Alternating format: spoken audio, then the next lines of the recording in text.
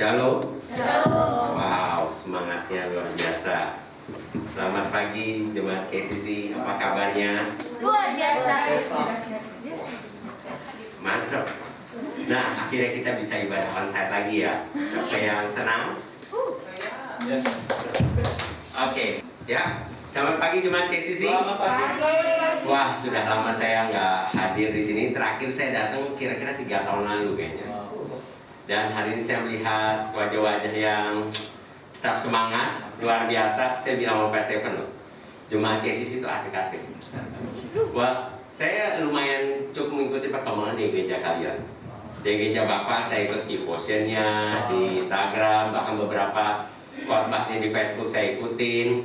Dan saya bilang perkembangannya luar biasa. Itu semua karena hikmat dan urapan dari gembala saudara Pak Stephen. Mari berikan tepuk tangan kepada Pak Stephen. Ya, perkenalkan lagi, nama saya Eric Yosafen. Saya datang sini bersama istri dan sahabat saya. Terus saya melayani di gereja GPCC sebagai kelas fasilitator dan juga sebagai dead leader atau ketua komsel. Dan hari ini saya akan membagikan sesuatu yang pastinya saya berdoa untuk memberkati saudara semua. Dan juga terima kasih untuk undangannya dan kepercayaannya kepada saya. Sebelum mulai, siap mulai? Siap. Oke, mari kita berdoa sebentar. Terima kasih Tuhan untuk kasih setiamu Bapak. Kalau hari ini kami masih bisa berada di tempat ini Tuhan, itu semua karena kebaikan-Mu. Hari ini kami ingin belajar mendengar sesuatu yang baru yang datangnya dari Engkau. Hati kami terbuka Tuhan. Roh Kudus beracaralah sebebas-bebasnya. Kami siap untuk dibentuk dan kami percaya Tuhan bahwa Engkau ingin menjadikan kami pribadi yang lebih baik, dan kami juga akan masuk dalam rencana-Mu. Terima kasih. Kami bersyukur dan kami berdoa di dalam nama Tuhan kami, Yesus Kristus. Haleluya. Amin. Amin. Oke, tema besar tahunan KCC adalah kedewasaan. Ya, jadi saya percaya teman-teman semua sudah belajar banyak hal dari selama setahun ini. Bagaimana menjadi bijaksana, rendah hati, murah hati, pengendalian diri, bahkan di hampir di ujung tahun sebentar lagi kita hari ini belajar tentang melayani. Apa sih hubungannya dengan kedewasaan? Nah, sebentar kita akan lihat ya.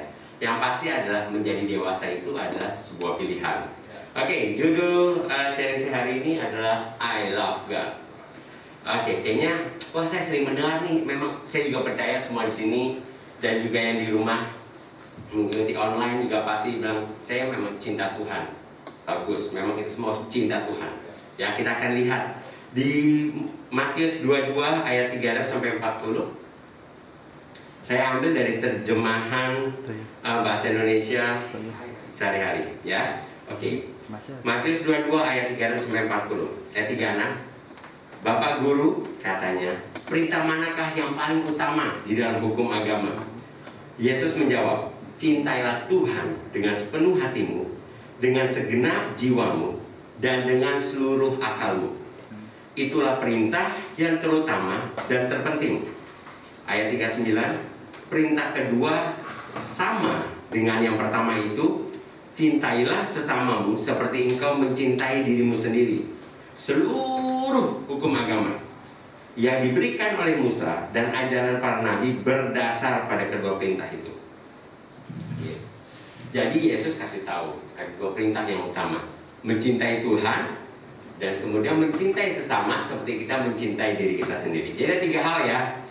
Yang pertama adalah mencintai Tuhan. Nah, sekarang kita bilang kita cinta Tuhan, ya. Tapi pertanyaannya adalah apakah benar kita mencintai Tuhan dengan segenap hati, segenap jiwa? Kalau dalam versi lainnya segenap jiwa itu seluruh nafas hidup kita. Benarkah kita mencintai Tuhan dengan segenap hati, segenap jiwa, dan dengan seluruh pikiran kita? Nah, bagaimana caranya?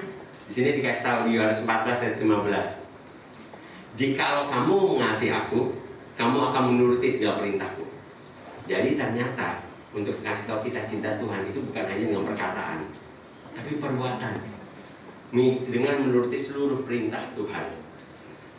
Apakah mau ketika Tuhan bilang lepaskan pengampunan?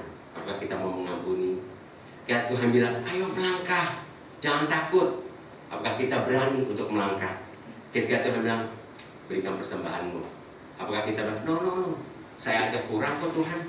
Apakah kita mau percaya, oke Tuhan, aku mau memberikan. Apakah ketika Tuhan bilang, hormati orang tuamu, apakah kita menghormati orang tua kita? Nah ini dia, ketaatan kita adalah suatu bentuk persembahan. Jadi kalau dari John Bevere bilang bahwa our worship isn't shown by our songs but our obedience. Persembahan kita, penyembahan kita itu tidak terlihat dari lagu-lagu yang hanya kita nyanyikan, tapi justru dari ketaatan kita. Jadi ketaatan adalah penyembahan utama kita. Ya, yang pertama, jadi tadi mencintai Tuhan, hashtag I love God, sama dengan obey. Oke, kita lanjut. Yang kedua, mencintai diri sendiri. Mencintai diri sendiri bukan berarti narsis ya. Wah, apa-apa foto terus apa-apa tentang pamer diri sendiri, enggak.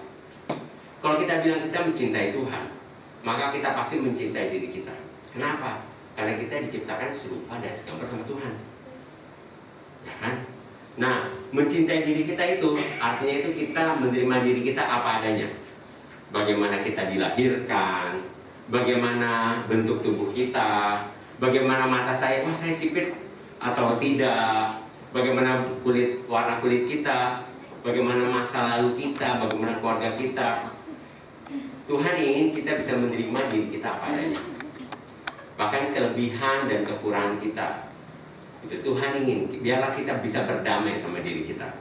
Ya, paling susah kalau bagi saya itu kadang-kadang paling susah itu mengampuni diri saya sendiri. Wah, sayang banget ya. Tapi kadang Tuhan bilang, hey, Tuhan saja sudah menebus kamu. Masa kamu nggak terima itu sih? Jadi akhirnya saya bilang, oke, saya mengampuni diri saya sendiri. Jadi waktu kita sedang mengampuni diri kita, kita sebenarnya sedang memberikan kasih karunia lebih sama diri kita. Ya, jadi ya udah. Karena seringkali orang udah maafin, tapi pikiran kita kayak berasa masih kesel gitu sama diri kita. Nah, jadi menerima diri kita adalah tanda bahwa kita mencintai diri kita. Oke, yang berikutnya, nah, mengasihi sesama. Tadi kan dibilang hukum yang ada dua hukum yang terutama ya, yang utama yang penting mencintai Tuhan, kemudian mencintai diri kita, tapi mencintai diri kita kemudian baru mengasihi sesama, ya kan? Oke. Nah, kenapa Tuhan ingin kita lebih dahulu bisa mencintai diri kita baru kita bisa mengasihi sesama? Kenapa ya? Kan kata-kata gitu. Kasihlah Tuhan Allahmu dengan segenap hatimu, segenap jiwamu, dan dengan segenap akal budimu. Lalu kasihilah sesama manusia seperti dirimu sendiri. Berarti kita harus mengasihi diri kita dulu, baru kita bisa mengasihi orang lain. Kenapa ya? Karena kacamata yang kita pakai untuk memandang diri kita ada kacamata yang sama yang kita pakai untuk memandang orang lain. Kalau kita lihat diri kita, contoh saya ini kalau bagi ukuran cowok termasuk pendek ya. Jujur, tapi saya udah bisa menerima diri saya. Kalau saya buka masker, wah saudara-saudara pasti kaget, muka saya terlihat muda. Wah sih ya.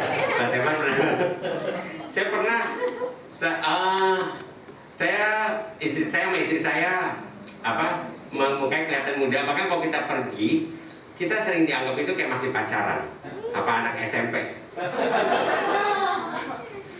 Oke, nggak percaya ya, penasaran ya nanti. Oke. Saya pernah bawa anak saya lagi pergi ke mall, lagi di lift. Ya, istri saya pada saat itu nggak ada. Kemudian saya lagi berdua, itu anak pertama saya. Kemudian ketika di lift, saya bilang saya pencet ke lantai 3. Terus kemudian anak saya, kemudian di sini biasa ada ramai-ramai dan biasa ada satu ibu-ibu yang heboh banget deh. Pada saat dia bilang, anak saya bilang, Pak, kita mau ke lantai berapa? Lalu ibu-ibu itu langsung dengan suara lantangnya ya, hah? Kamu ini anak kamu? Saya kira nih adik kamu loh. Kemudian dia tanya, kamu umur berapa? Terus kemudian, kok bisa ya masih muda gini udah punya anak? Wah udah begitulah ya. Terus karena saya udah kemudian pas pada saat sebelum saya jawab, disitu ada pintu terbuka, ting, udah. Saya bilang, oke, ya Bu, maaf ya saya memang pernikahan dini. Saya udah, ya begitulah. Nah, jadi saya sekarang bayangkan, kalau saya nggak suka dengan diri saya cowok, aduh saya kenapa sih Tuhan jadikan saya pendek? Nah, si Tuhan jadikan saya mukanya seperti ini. Lalu kalau saya pakai kacamata itu, maka ketika saya, terus saya nganggap diri saya sial gitu ya. Enggak, ketika saya melayani orang, ketemu dengan orang yang juga punya permasalahan yang sama, saya akan bilang, nasib lo emang sial sama kayak gua. Saya kayak gitu kan. Atau demikian juga saya jadi gampang iri dengan orang yang tinggi. Nah, justru itu bahwa kita harus lebih dahulu menerima diri kita apa adanya, seluruhnya. Keberadaan kita harus bisa terima, kita berdamai, maka kita baru bisa mengasihi sesama dengan sehat. Ya. Nah, salah satu bentuk nyata kita mengasihi sesama adalah melayani. Katakan melayani. Nah, topik melayani ini tadi saya belum mulai masuk loh, ke intinya loh. Ya, tapi ini dasarnya. Cinta Tuhan, kita bisa menerima diri kita, baru kita bisa mengasihi sesama. Dan itu proses. Selalu proses. Nah, melayani termasuk ada 3 hal dalam melayani, yang 3 konsep yang saya ingin bagikan buat saudara. Yang pertama adalah melayani itu harus dari apa yang kita punya. Ya, dari yang kita punya. Pernah nggak terpikir, kenapa ya saya lahir di generasi yang sekarang? Kenapa ya saya lahir di mana teknologi yang begitu luar biasa canggih? Pernah nggak terpikir? Kenapa nggak kita lahir di tahun-tahun yang dulu pada saat masih perang misalkan gitu kan? Kenapa? Tapi pernah nggak terpikir, kenapa ya kita lahir?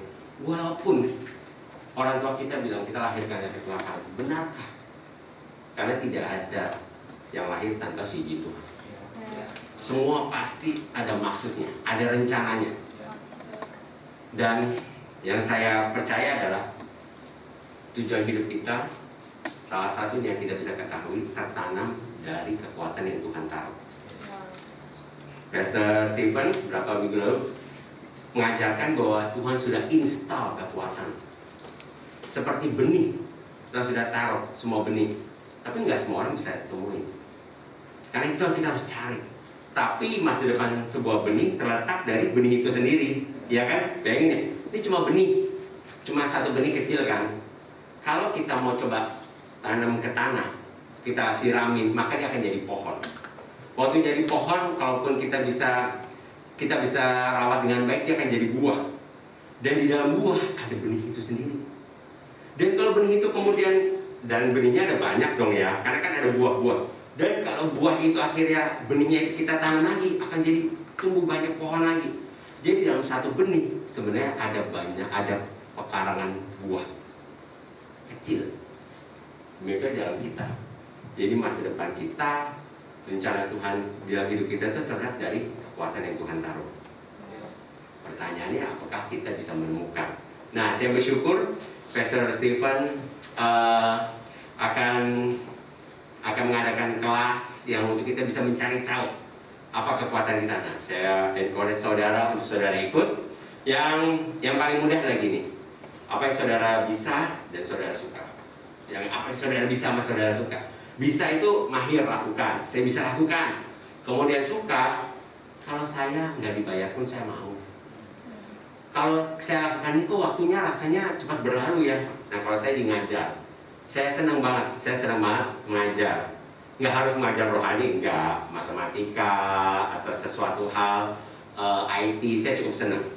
Gitu. Jadi saya tahu bahwa, jadi kalau saya ngajar, rasa itu waktu ya berlalu begitu saja. Dan nggak usah dibayar pun saya mau. Nah, jadi terus kemudian kita harus cari tahu. Selain kita tahu tadi bisa dan suka, cari tahu karunia rohani kita apa. Apakah kepemimpinan, apakah musik.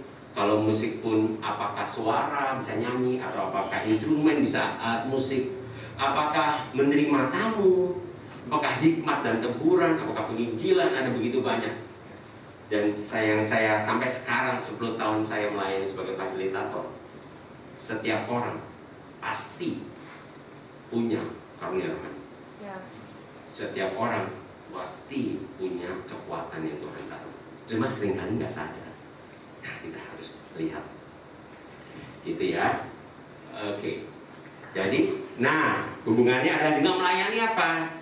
Gini, saya ambil ya dari yang Pastor Stephen juga mengajarkan, supaya Pastor Stephen mengajarkan bahwa gini, our calling, apa purpose, itu adalah passion ketemu dengan needs.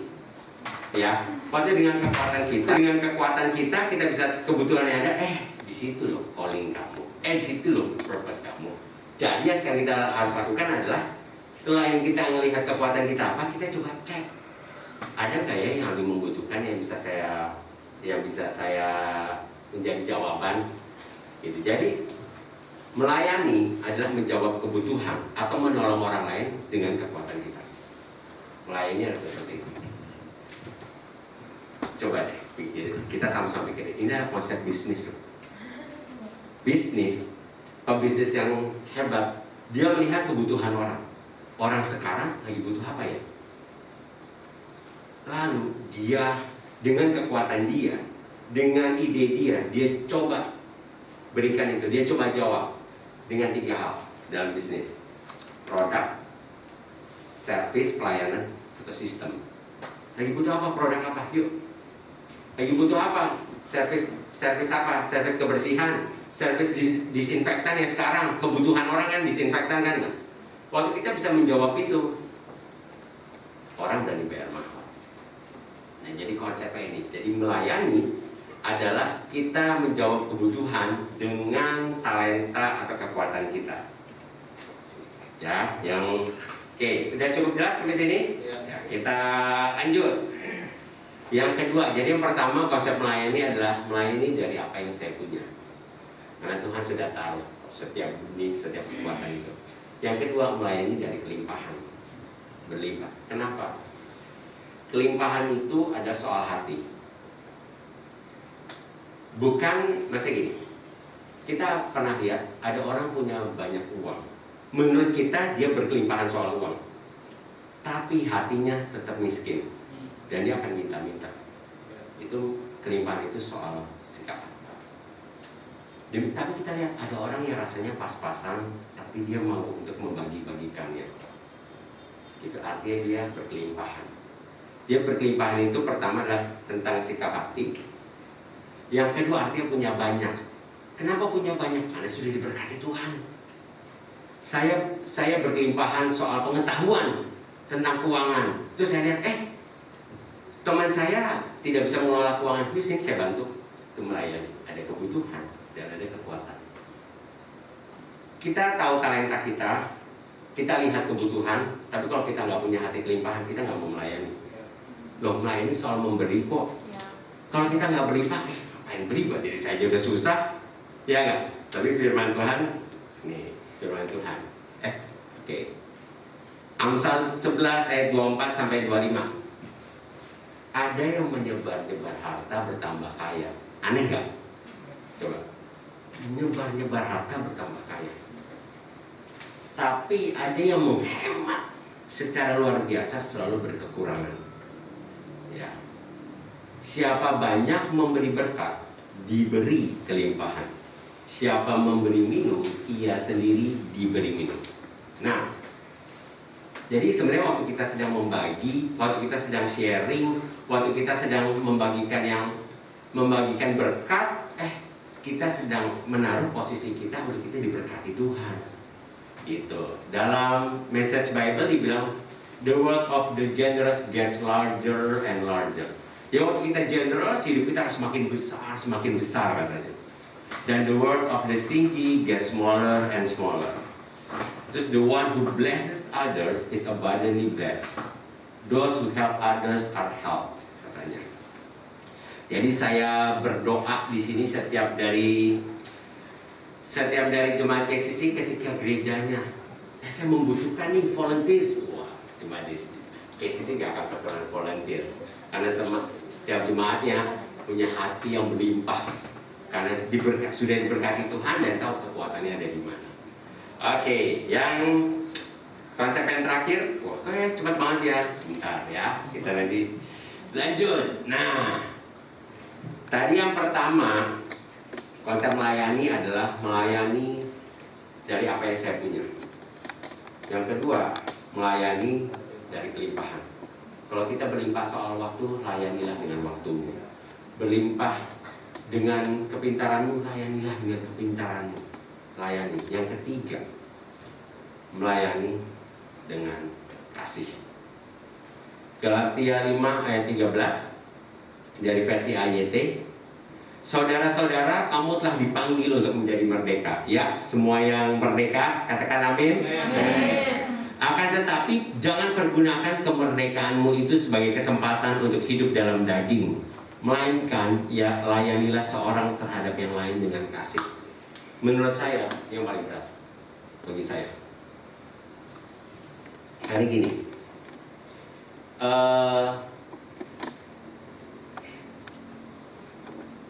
gini, awal-awal mungkin kita pingin untuk membantu orang dengan kasih.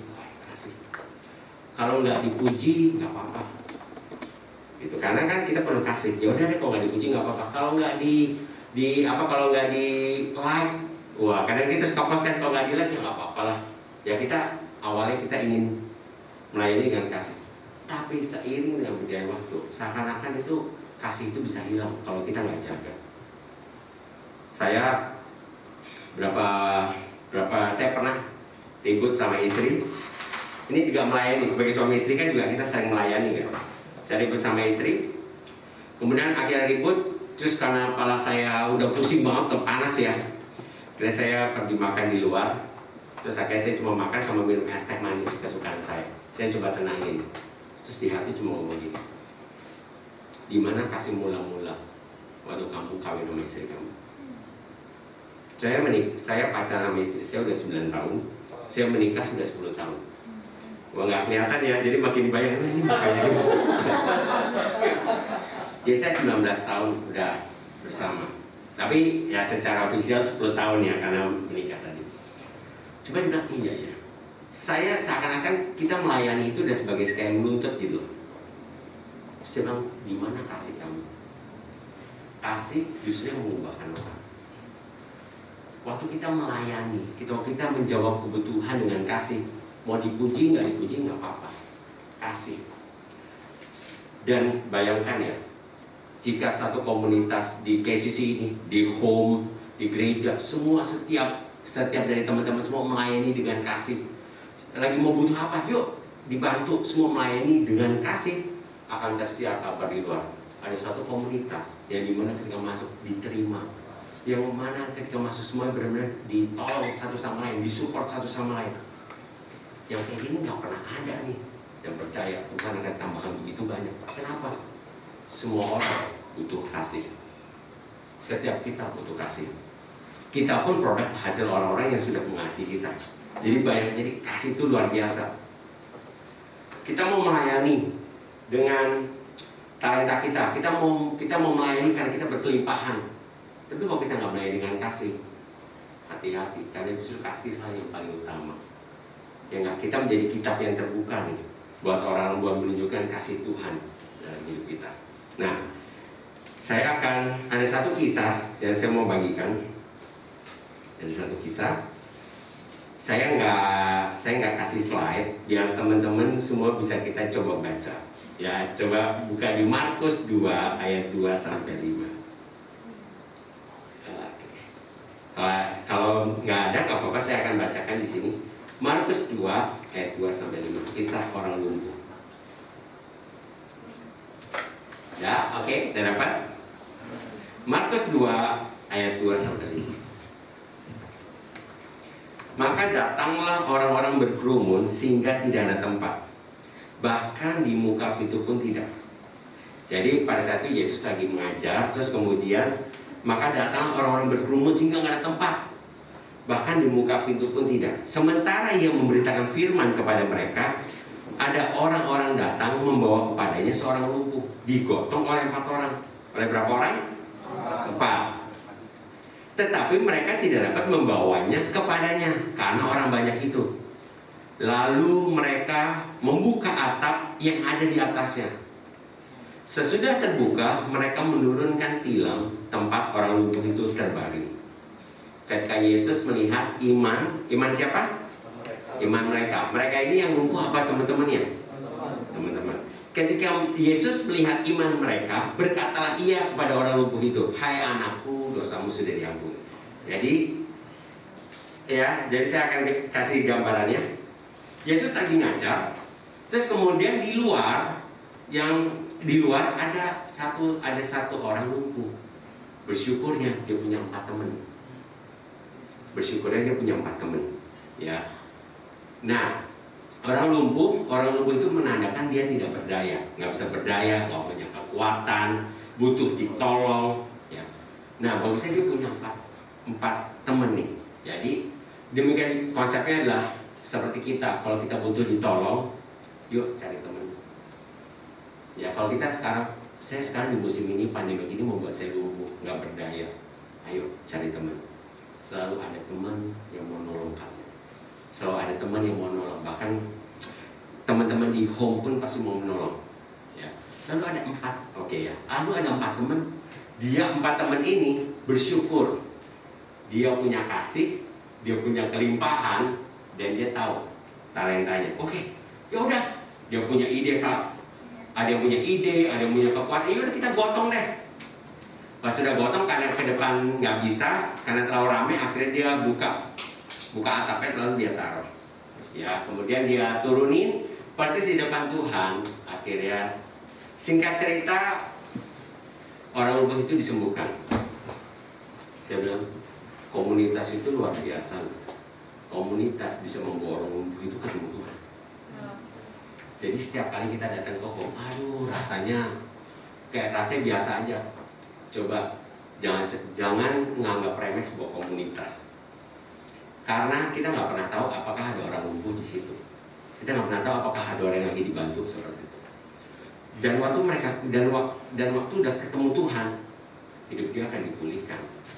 Jadi home, wah saya senang banget dengan konsep home, yaitu adalah sebuah rumah di mana seperti ini aja teman mau bantu, apalagi keluarga yang akan saling bantu. Lalu kemudian orang lumpuh itu sembuh. Waktu orang lumpuh itu sembuh, dia udah bangun berdiri kan. Akan jadi 5 orang sehat. Ya kan, tadi kan 4 sama 1 lumpuh. 1 lumpuh itu dia bilang, kan Tuhan bilang akhirnya, oke, bangun dan angkat tilammu dan berjalanlah. Waktu dia sudah bangun, waktu kita sudah dipulihkan, kita bangun, akan jadi 5 orang sehat. 5 orang ini bisa bantu lagi 1 orang lumpuh lainnya. Jadi kalau kita semua sudah dipulihkan, yuk kita bantu orang, kita layani. Ya, jadi konsep melayani seperti tadi, konsep melayani adalah melihat kebutuhan, lalu kita jawab dengan talenta kita. Itu purpose. Tujuan hidup kita menjawab, kita menjadi terang di sekeliling kita, permasalahan yang ada, kita lihat apa yang dibutuhkan dengan talenta kita. Jadi sikap hati itu melayani dan bukan hanya di gereja. Namanya kalau sikap hati melayani di kantor, lihat ada kebutuhan apa, ayo saya bisa bantu, ingat dengan kasih. Saya lihat di keluarga ada yang bisa apa, saya bantu, oke, saya akan bantu dengan kasih. Bayangkan setiap kali kita kemana, itulah konsep di mana kita berada, kita akan menjadi terang dan garam. Karena waktu kita lihat ada kebutuhan, kita lakukan. Kita bisa apa ya? Ada kalanya kita cuma bisa dengerin orang curhat. Itu kita sedang melakukan proses kita juga terhadap orang itu. Pada waktu itu, pada hari itu. Saya ingat banget ketika saya lagi diem, terus tiba-tiba lagi tenang, kebayang nggak ada satu wajah orang, sering nggak kayak gitu? Ada wajah, pada itu semuanya saya lihat, apakah ada yang men-trigger saya? Tiba-tiba misalkan saya lihat TV apa, ada muka siapa yang mirip, enggak? Saya lagi diem aja, kok tiba-tiba kebayang wajah dia ya? Ya udah, kemudian saya coba WA, dan ada satu yang bilang gini, Erik, terima kasih ya, saya lagi tanya Tuhan, apakah ada orang yang peduli sama saya? Padahal saya cuma nanya apa kabar. Saya cuma nanya apa kabar dan simple. Tapi ternyata hal simple itu luar biasa. Jadi dengan talenta saudara, dengan bagaimana tipe kepribadian saudara, dengan bagaimana kekuatan saudara tetap bisa melayani dimanapun yang bersikap hati. Terakhir saya akan tutup dengan Markus 2 ayat 11 sampai 12. Yesaya 58. Yesaya 58 ayat 7 sampai 9a. Sampai sini cukup masih bisa ikutin ya? Ya, Yesaya 58 ayat 7 sampai 9a. supaya engkau memecah-mecah rotimu bagi orang yang lapar dan membawa ke rumahmu orang miskin yang tak punya rumah. Dan apabila engkau melihat orang telanjang, supaya engkau memberi dia pakaian dan tidak menyembunyikan diri terhadap saudaramu sendiri. Ya, waktu kita memecah-mecah roti bagi orang yang lapar, membawa ke rumah orang miskin yang tak punya rumah, apabila melihat orang telanjang, lalu kita memberi pakaian dan kita tidak menyembunyikan diri lagi sama saudara kita. Pada waktu itulah terangmu akan merekah seperti fajar, dan lukamu akan pulih dengan segera. Kebenaran menjadi barisan depanmu, kemuliaan Tuhan barisan belakangmu. Wow. Pada waktu itulah engkau akan memanggil dan Tuhan akan menjawab. Engkau akan berteriak minta tolong dan Dia berkata, ini aku. Bagi yang mungkin sekarang lagi melayani dan pada masa pandemi ini rasanya capek banget ya. Ada mungkin kita rasanya terkena dampak yang luar biasa dari kesehatan, mungkin dari mental, emosi karena kita ditinggalkan oleh orang yang kita kasihi. Atau mungkin bisnis kita, keuangan kita lumayan berasa kena dampaknya. Tapi kita mau tetap melayani. Tuhan bilang, pada waktu itulah terangmu akan merekah seperti fajar, lukamu akan pulih dengan segera. Kebenaran menjadi barisan depanmu, kemuliaan Tuhan menjadi barisan belakangmu. Wow, tahun 2011 menjadi tahun yang paling berat buat saya. Pada saat itu juga saya menikah dengan istri saya, tapi bukan itu menjadi berat. Tahun 2011 saya menikah dengan istri saya.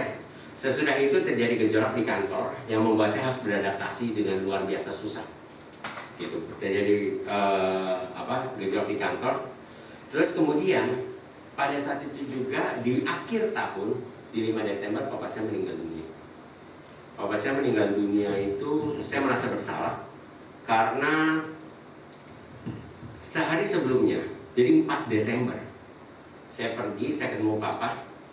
Kemudian saya coba pegang kayak rangkul gitu. Saya jarang banget ngerangkul papa. Jadi kalau di sini yang orang tua masih hidup, layanilah dengan sebaik-baiknya. Karena itu selama masih ada kesempatan. Saya peluk, di hati itu ada ngomong gini, kok rasanya umur bapak gak lama lagi ya. Tapi terus saya, karena pada saat itu saya mikir, aduh jangan deh, saya berpikiran aneh-aneh nih. Ngerti kan? Saya jadi, saya gak mau mikir macam-macam. Ya udah, akhirnya saya cuma pergi makan. Besokannya saya ditelepon, papa dari pagi belum bangun, mau gimana? Ya udah bangunin. Pas bangunin, cucu pertama dari kakak saya punya anak, dia tinggal di situ, dia bilang, opa udah dingin, jadi meninggal dalam tidur. Nggak tahu kapan, nggak tahu meninggal pada saat jam berapa, segala macam nggak tahu. Situ saya merasa bersalah. Kenapa? Yang pertama, saya nggak peka dengan suara yang ada di hati saya. Iya. Kalau tahu papa akan meninggal, saya mungkin akan spend time pada saat itu lebih lama. Yang kedua, sejak saya menikah, saya nggak tinggal di situ lagi. Jadi saya saya pisah keluar dari rumah, membuat waktu saya juga jadi lebih jarang ketemu papa. Itu membuat saya bersalah. Jadi itu cukup dalam, luka itu cukup dalam bagi saya. Tapi pada saat 20 Desember, saya ada email GPCC 2011 ya. GPCC membutuhkan volunteers untuk konseling orang. Saya mikir, aduh, saya lagi kayak gini, justru saya lagi butuh di konseling ya, Tapi di hati ngomong gitu, daftar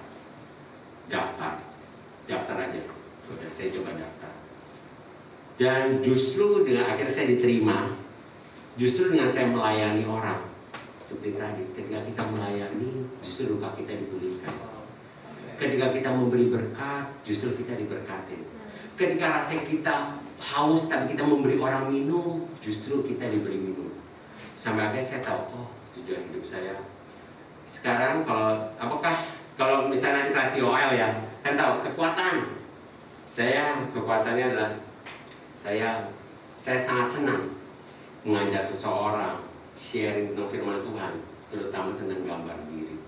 Karena waktu hidup saya dulu dibully, hidup saya dulu juga yang tidak baik, tapi saya tahu, sekarang bahwa gambar diri itu sangat penting. Ya, gitu. Jadi tahu kekuatan dengan kelimpahan dan dengan kasih. Jadi saya akan konklusi, akan tutup. Waktu kita hashtag I love God, saya cinta Tuhan dengan sepenuh hati, sepenuh jiwa dan sepenuh pikiran kita. Saya menerima diri saya apa adanya, baru saya bisa mengasihi sesama. Saya melayani dengan kekuatan saya, dengan kelimpahan dan dengan kasih. Maka pada saat itu kita benar-benar akan menjadi terang dan jadi kita akan terbuka, dan akhirnya semua orang akan melihat bagaimana kasih Tuhan terpancar melalui hidup kita. Amin. Terima kasih. Mari saya mau berdoa buat saudara.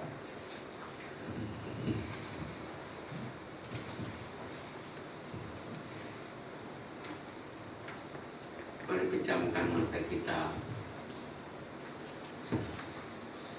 Terima kasih Tuhan untuk kasih-Mu Bapa.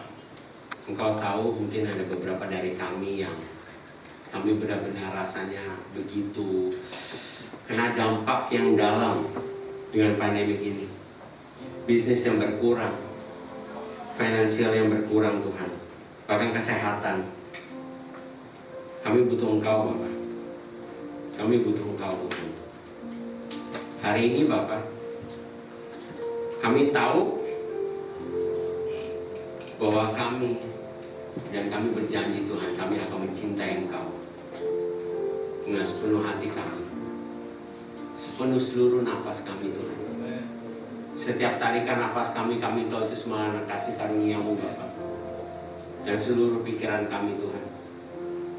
Kami mau belajar taat Bapak, karena taat adalah bentuk persembahan yang terbaik yang bisa kami berikan kepada-Mu Tuhan. Terima kasih Bapak. Pada saat kami juga mau belajar untuk menerima diri kami apa adanya Tuhan. Semua masa lalu kami serahkan ke dalam tangan-Mu. Semua apapun yang sudah terjadi Bapak, yang mungkin menyakitkan, bahkan untuk orang-orang yang bersalah, kami mau ampuni mereka Bapak. Kami serahkan dalam tangan-Mu Tuhan. Dan kami percaya Tuhan bahwa masa depan kami menjadi masa depan yang indah dan cerah Bapak. Dan kami juga tidak lupa, kami tahu bahwa hidup kami di sini nggak cuma untuk diri kami sendiri, tapi hidup kami adalah untuk menjadi terang dan jawaban Bapak. Kami mau Tuhan untuk bisa menggenapi semua rencana-Mu. Kami mau hidup dengan menggenapi semua kekuatan kami Tuhan. Kami nggak mau hidup yang sia-sia Bapak.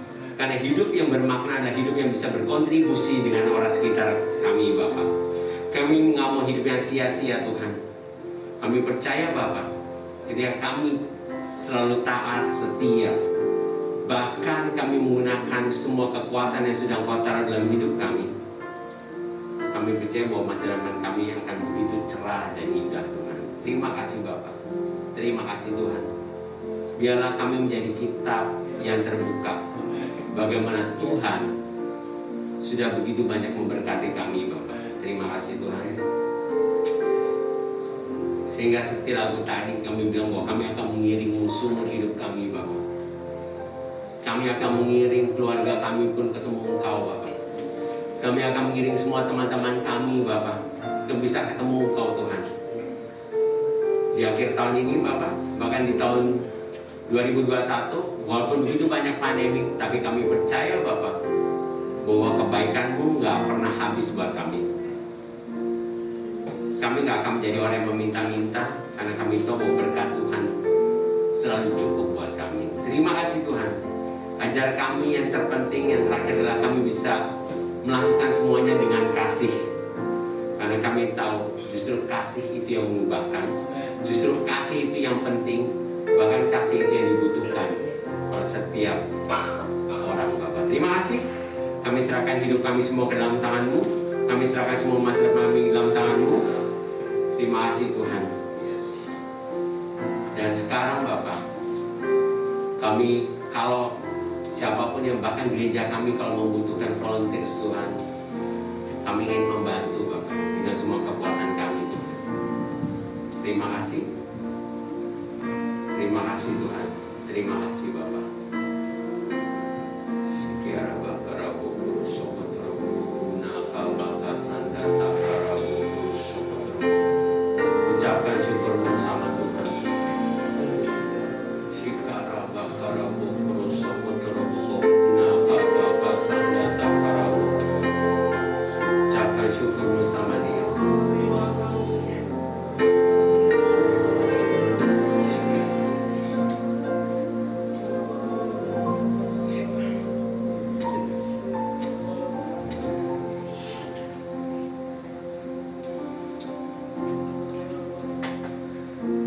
Terima kasih Tuhan.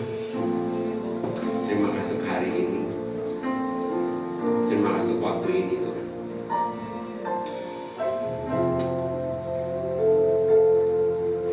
Di dalam nama Bapa, Putra, dan Roh Kudus. Di dalam nama Tuhan kami, Yesus Kristus. Di dalam nama Raja kami yang berdaulat atas hidup kami. Di dalam nama Allah kami yang memelihara hidup kami Tuhan. Kami serahkan hidup kami ke dalam tangan-Mu. Di dalam nama Yesus Kristus Tuhan dan Juru Selamat kami. Amin.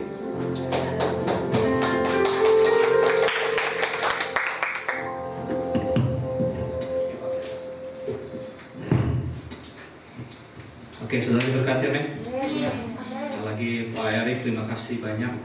Thank you. Nah, teman-teman, sebelum kita memberikan yang terbaik, saya sedikit teringat tadi waktu saat Pak Erik khotbah tentang orang lumpuh, ya. Saya itu berpikir gini, teman-teman. Beberapa tahun yang lalu, ya, saya merasa juga seperti orang lumpuh itu. Artinya orang yang nggak ada masa depan, minder, segala macam. Dari mulai kecil sulit segala macam, ya, kemiskinan dan segala macam. Dan bertahun-tahun saya merasakan Tuhan pulihkan. Nah, sisi ini ada. Saya melihat kenapa ini bisa terjadi, karena beberapa tahun yang lalu ketika saya dipulihkan, saya punya kerinduan yang besar melihat orang lain dipulihkan, gitu. Sama kayak Pak Erik juga, saya punya masalah minder. Jadi dulu itu saya paling sering, pokoknya tuh kalau bukan sama bapak saya ini, ya, saya kan pernah cerita, ya, masa lalu saya pernah dibesarkan di tempat om saya. Jadi kalau saya itu dipanggil hanya ketika salah saja. Kalau benar jarang dipuji, Pak. Nah, jadi kalau nama aku dipanggil berarti ada yang salah, gitu. Sehingga bertahun-tahun dia ajar seperti itu, minder ujung-ujungnya. Berbicara seperti ini tuh hal yang menjadi sulit buat saya, sangat sulit. Jadi dulu buat saya ajaib kalau bisa ngomong seperti ini depan kalian. Tetapi setelah Tuhan pulihkan gambar diri saya, tahu, guys, what? Tuhan kirimkan banyak orang-orang seperti ini di KCC. Ini saya satu-satu bisa saya sebutin latar belakangnya, masalah-masalahnya bisa. Ada yang datang dan ngeri-ngeri sedap, ya kan, nangis-nangis begitu, ya. Itu kurang lebih berapa tahun kita KCC gitu. Bahkan saya cek satu-satu, banyak keluarga kita yang mungkin yang broken segala macam. Dan saya tahu kalau Anda dipulihkan, berarti kita pengen nolong orang lumpuh lainnya, amin. Yang mau katakan amin? Amin. Tidak ada di antara kita yang baik-baik saja semuanya. Nah, jadi coba bayangkan tadi ketika Pak Erik bilang, ada sekelompok orang yang hidupnya sudah ditolong sama Tuhan, nolong orang yang lain, amin. Oh, biasa, ya. Nah, saudara, seperti biasa, saudara nanti memberi bebas mau dipulang atau kapan, ada QR di depan saudara. Saudara tinggal scan. Kalau saudara mau memberikan persembahan secara cash, ada amplop di belakang. Suatu pengumuman tambahan, kita Natal KCC tanggal 12 Desember, ya, minggu kedua. Tanggal berapa, saudara? 12. Dan kita akan adakan di sini.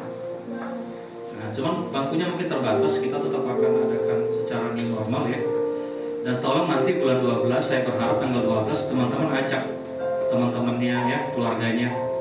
Kita penuhkan tempat ini, sama-sama kita akan nyembah Tuhan, ya. Nah, tanggal 12 Desember. Nah, saudara, gini, kita mau praktek kemurahan. Jadi 2 minggu ini saya mau buka persembahan untuk Natal, ya. Saudara kalau digerakkan untuk memberi dari kelimpahan kita, seperti tadi kata khotbah, tulis nanti persembahan Natal. Jadi kalau misalnya saudara QR, kasih tahu sama bendahara kita ini persembahan Natal, chat aja. Tapi kalau saudara memberikan secara cash, tulis persembahan Natal, ya. Itu di luar persembahan kita yang hari Minggu. Jadi saudara tergerak, mari kita kasih persembahan. Mari kita bangkit berdiri.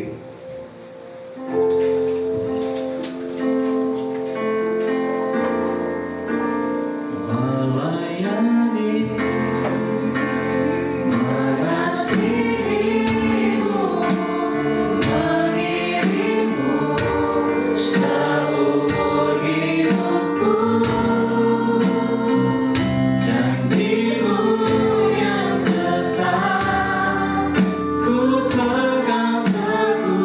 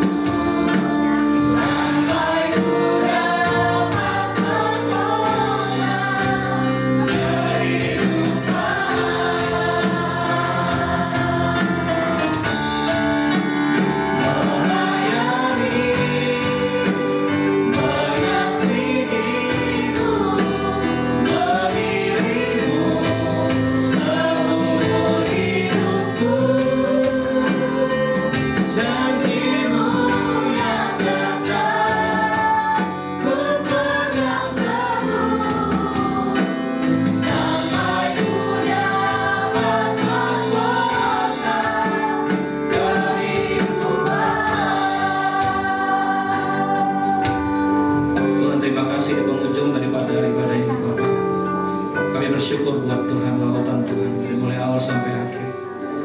Tuhan berkati hamba Pak Erik dan Ibu ya Tuhan. Berkati hamba yang sudah menjadi berkat sekali hari ini Bapak. Berkati berlipat kali ganda Tuhan. Aku percaya lewat keluarga ini Tuhan ada banyak jiwa-jiwa dimenangkan. Berkati anak-anak mereka, berkati usaha mereka, berkati pelayan mereka ya Tuhan. Tuhan balaskan berlipat kali ganda Tuhan. Aku percaya apa yang Tuhan sudah mulai dalam hidup hamba Tuhan terus Tuhan iring Tuhan sampai nanti kedatangan Tuhan kedua kali. Ada banyak jiwa dimenangkan di hidup hamba Tuhan. Terima kasih Bapak. Berkati anak-anaknya supaya mereka tumbuh besar dan mereka takut akan Tuhan. Terima kasih Tuhan, terima kasih. Berkati pernikahan mereka Bapak. Oh Tuhan, terima kasih Bapak. Aku percaya berkat yang berlimpah-limpah turun bersama. Berkati teman-teman semua yang ambil bagian dalam pelayanan sepanjang hari ini. Berkati para volunteer ke sisi Tuhan. Biarlah berkat Tuhan ada atas mereka Tuhan. Tuhan balaskan berlipat kali ganda ya Tuhan apa yang mereka tabur ya Tuhan. Kami mengucap syukur Tuhan buat keadaan kami yang lebih baik Bapak. Kami berdoa biarlah terus Tuhan Indonesia dalam keadaan kondusif ya Tuhan. Bahkan Tuhan menjelang Natal dan Tahun Baru Bapak tidak ada Tuhan. Kami berdoa sungguh-sungguh kami minta dalam nama Yesus. Tidak ada Tuhan Yesus lagi Tuhan gelombang-gelombang berikutnya. Kami percaya Tuhan Yesus akan lebih baik dalam kami Bapa dalam nama Yesus. Indonesia diberkati oleh Tuhan. Berkati acara kami tanggal 12 Natal Bapak. Biarlah Tuhan kiranya yang membawa kemuliaan bagi nama-Mu Tuhan. Kami berdoa Bapak biar ada damai Natal Tuhan. Kami berdoa biar ada sukacita Natal. Kami berdoa Tuhan Yesus biar Tuhan berikan terobosan atas kesisi. Kami percaya Tuhan akan ada lawatan hal yang luar biasa. Ada banyak jiwa-jiwa bisa dimenangkan lewat gereja ini Tuhan. Ada banyak orang-orang lumpuh yang kami selamatkan Tuhan hidupnya Bapak. Terima kasih Bapak, terima kasih Tuhan. Kami mengucap syukur Bapak berkati setiap pekerjaan daripada umat-Mu Bapak.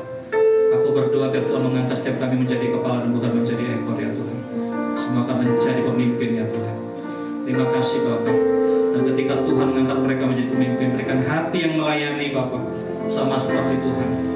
Sehingga semakin besar Tuhan angkat mereka, semakin Tuhan berikan hati yang melayani. Terpujilah nama Tuhan. Sebelum kami pulang, ulurkanlah tangan memberkati kami ya Tuhan. Mari buka doa saudara. Kekasih-kasih Tuhan, terimalah berkat yang berlimpah-limpah daripada Allah Bapa. Cinta kasih daripada Tuhan Yesus Kristus kiranya memberkati engkau dan persekutuan yang manis dengan Roh Kudus akan terus menghibur hari-hari kita. Terimalah ini sampai Tuhan datang kedua kali menjemput kita percaya. Kita yang diberkati.